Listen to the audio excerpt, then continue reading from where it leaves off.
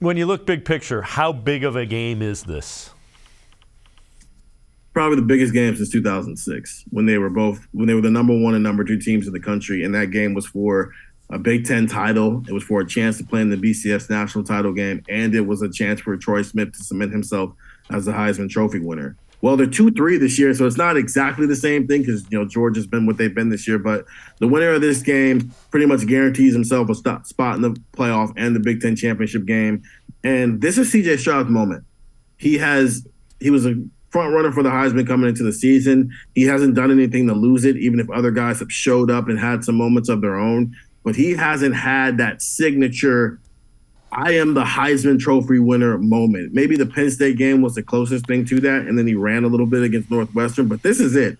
This is a stage right here to do what we saw Dwayne Haskins do in 2018, to do what we saw Troy Smith do in 2006, even what Justin Fields did in Ann Arbor in 2019. This is his chance to have a moment that people maybe remember him for the rest of his life.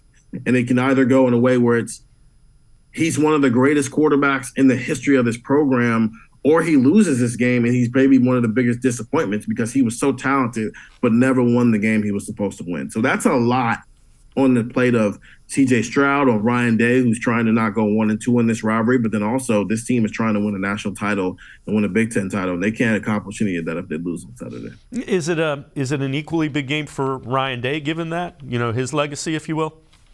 Yeah, it's unfortunate that the 2020 game got canceled because of COVID, because if it hadn't have been, he would have walked into Ann Arbor last year 2-0 against Michigan, because we all saw what the 2020 season was. One reached the national title game, the other one was a below 500 team. But this is the reality. He's 1-1 against Michigan, and last year didn't go well, and Michigan's pretty good again.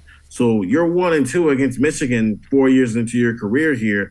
All of a sudden, people start thinking, oh no, is this John Cooper 2.0? And nobody wants the 1990s Ohio State all over again, where you've got this immense talent. We're talking NFL Hall of Famers here. Eddie George, Orlando Pace, Terry Glenn, elite NFL players who all that talent, but they couldn't beat Michigan. And that's the last thing anybody wants to see. So it's equally important for him.